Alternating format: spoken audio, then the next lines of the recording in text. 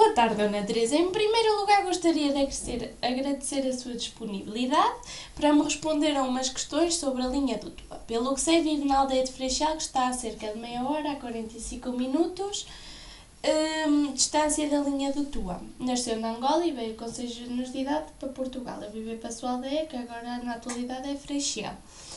Logo considero que ainda fez algumas viagens nessa linha, não é verdade? É sim, Que tipo de comboio era? Era um comboio só de passageiros, comercial ou misto? misto. Transportava passageiros e produtos, produtos para comercialização. Com que frequência utilizava esta linha? Todas as pessoas usavam essa linha porque era o meio de transporte mais acessível nessa altura. E todos os produtos eram transportados de comboio. Fez viagens de longa distância? Sim, de Lisboa até Mirandela, ou do Porto até Abreiro, que era a estação mais próxima da nossa terra.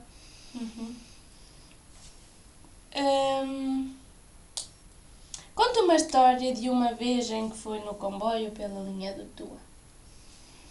Olha, quando vim de Lisboa, já que só tinha feito uma viagem, que era quando vim de Angola, tinha 6 anos, viemos de comboio, e depois quando vim de Lisboa para Mirandela, foi quando me casei em 87, já tinha 19 anos e via as coisas de diferente maneira.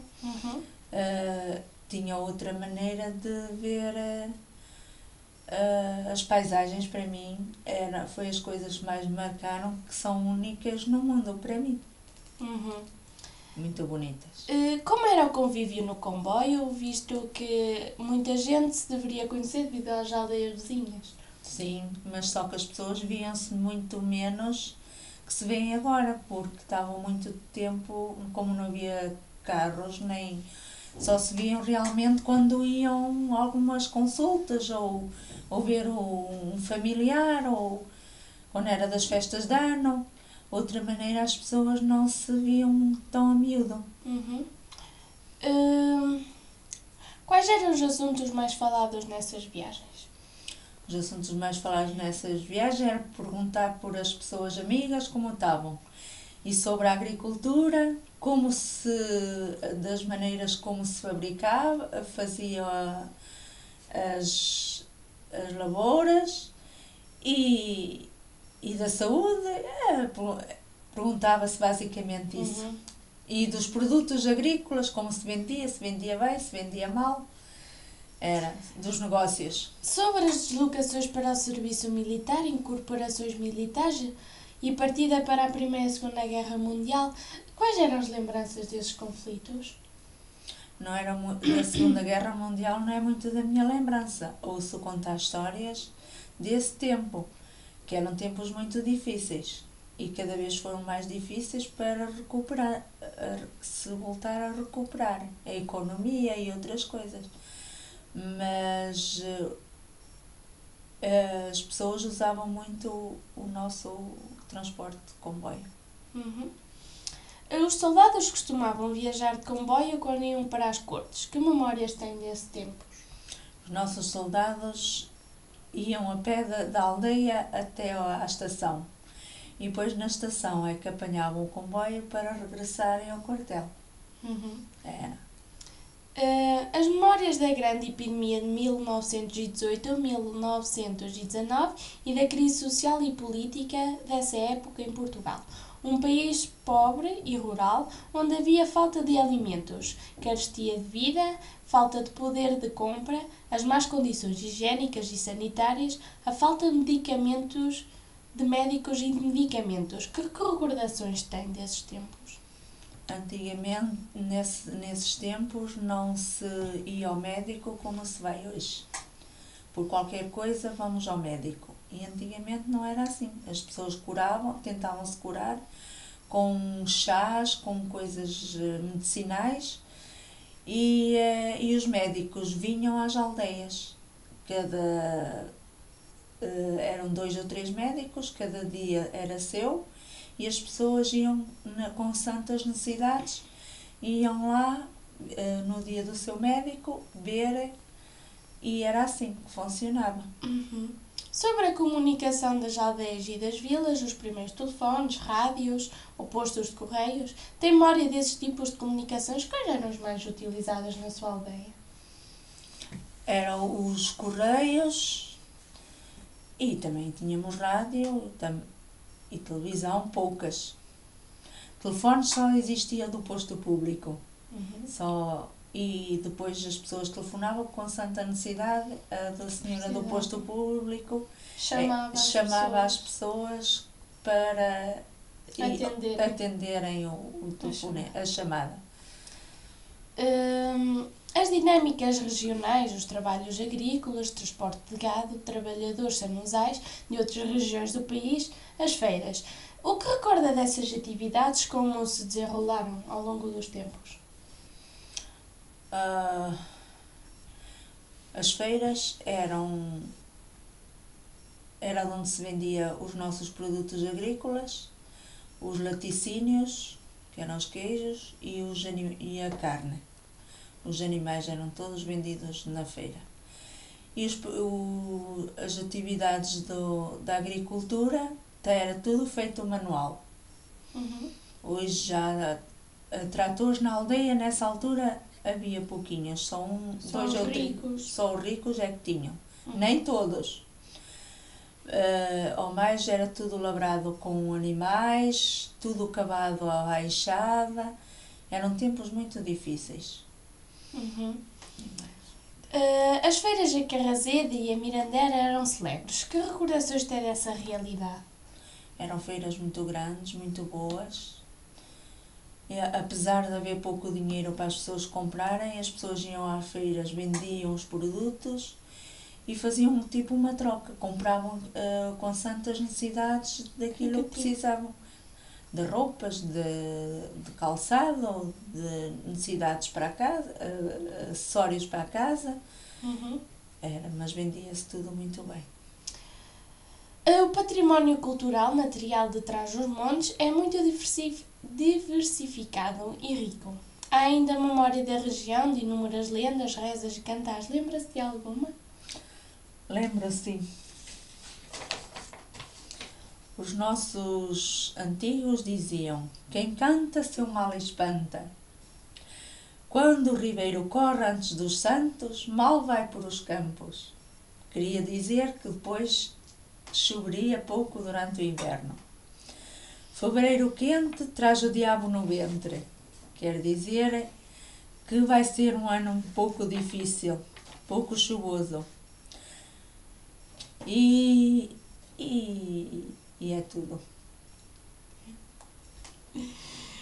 Que memórias tem das dificuldades passadas relacionadas com o acesso dos cuidados de saúde e de educação?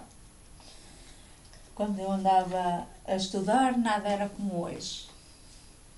Era muito difícil para os pais trazerem os filhos, porque havia pouco dinheiro, trazerem os filhos a estudar. E muitas vezes não tínhamos direito à cantina, tínhamos que levar o comer de casa. A marmita, chamada marmita. A marmita, como hoje chamam a marmita. E comíamos no campo, ou quando chovia, havia sempre alguém que nos deixava abrigar para comermos. Mas eram tempos difíceis. E a nível da saúde? A nível da saúde também não havia tantos médicos como há agora, nem enfermeiros, pouquinhos, e havia pouca higiene também nos centros de saúde, e mesmo está tudo muito modificado, hoje para melhor. Uhum. A linha do Val do Tua fez o despacho de produtos regionais que ganharam projeção nacional, como por exemplo a alheira de Mirandela. Que outros produtos acha que foram despachados? Antigamente eu lembro-me que as pessoas iam com os burrinhos carregados, com batatas, com grelos, com couves, com tudo, e mandavam os filhos para as cidades. para Lisboa, para o Porto, era tudo despachado no comboio. Hoje leva-se isso nos autocarros, mas antigamente não havia autocarros, nem carros, e era tudo as pessoas levavam nos animais e despachavam no comboio para irem ter azeite, depois com certeza davam a provar ao colega ou coisa, é muito bom o vosso azeite. E lá ia uma encomendazinha e conforme o azeite, a azeitona, todos os produtos, os nossos produtos, que toda a gente gosta das cidades. A caminhonagem, os autocarros e os táxis contribuíram para alterar e melhorar o movimento das pessoas e das mercadorias, estabelecendo a ligação do comboio. Falo-me dos horários praticados, serviços prestados e custos, por exemplo, dos bilhetes. Dos bilhetes não me lembro bem, não, já foi há muitos anos, já há 20 e tal anos, não me lembro o preço dos bilhetes. Não era muito caro. Nesse tempo, as pessoas tinham pouco dinheiro, era um bocadinho caro, mas era mais acessível que um táxi. E mais o quê? E o correio também vinha pelo comboio. Os horários era 2 em 2 horas, mais ou menos. Era uma hora ia um para baixo, outra hora vinha outro para cima. Era intercalado. E era assim. Falando em tempos da atualidade, está a favor ou contra da construção da barragem que está prevista desde 2008, tendo em conta que se for construída a linha do Tua vai ficar submersa? Sim, vai ficar submersa, é pena, mas também ter a linha do comboio para 2 ou 3 pessoas não vale a pena, porque as pessoas hoje usam só autocarros, toda a gente tem carro e já ninguém viaja de comboio. O problema é esse.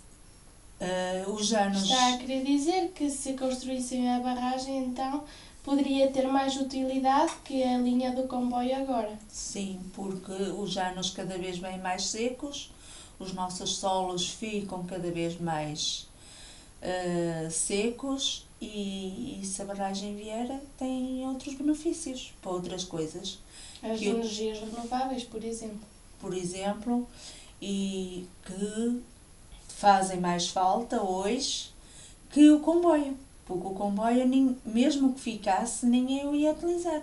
Quando ele andava para cima e para baixo, não tinha pessoas a viajar nele, só 2 ou 3. E isso não se justifica.